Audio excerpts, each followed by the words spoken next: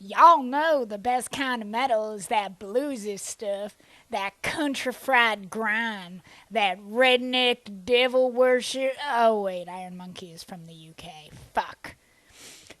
Welcome to Daily Metal, where every day a different metal album gets dissected for your sadistic listening pleasure. I'm the heavy metal lawyer, Emma, and in this show, I'll talk about why the music in these albums is so good and where they fall in the history of music's most wretched genre.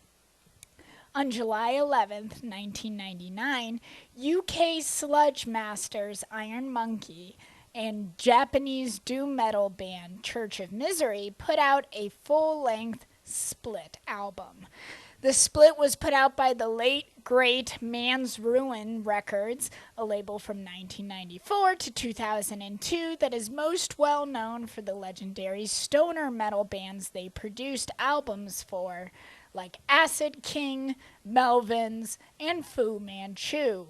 Iron Monkey would unfortunately split up 2 months after this split album, though they reformed in 2017. Let's talk about split albums.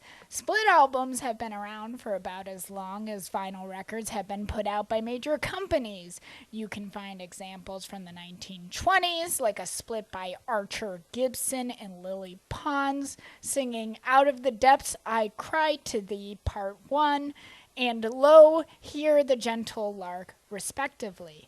Split singles were the most common because record companies could use them to kill two birds with one stone. Bird 1 is satisfying their obligation to artists to put out their singles, especially once artists started signing to labels for year-based contracts in addition to release-based contracts. Bird number 2 is that B-sides are, well, B-sides. B-sides typically don't sell records and especially don't sell singles. So having essentially two A-sides with both bands putting their best foot forward increased chances of releasing a hit and expanded the potential audience for the single. But even early on, artists and labels started thinking of fun ways to play with the format. For example, there's the punderful split of the 3 bells, as in like Belle from Beauty and the Beast, and the 4 bells, as in the ringing bell, which was put out in 1955. And it's this possibility of the format being an artistic tool that has allowed splits to persist even as the economic purpose for them is fundamentally dead. Even the most underground bands now put out their singles digitally, and record labels can achieve diverse and wide exposure better with compilation albums than with splits. So why do splits persist? The reason why I love the Iron Monkey and Church of Misery split is that the label clearly recognized that these two bands have very different sounds in some ways, but appeal to a similar audience, basically stoner metalheads. Iron Monkey is more of a rager, starting the album off fiercely with that sludge metal sound, so that when you get to the psychedelic haze of the first Church of Misery track, Murder Company, you are all the more ready to drift into the fog, like taking a nap after exercising. And I thought I'd finish this by going through some splits I have on vinyl that I think use the split format well. We've got this 4-way split, Bloodless Unreality, which features Hell Nation, Destroy, Confrontation, and Ass Suck. Very cool about that. In addition to being a 4-way split, is you've got this nifty little booklet that comes with the album. Very fun. Donald Duck cartoons right here.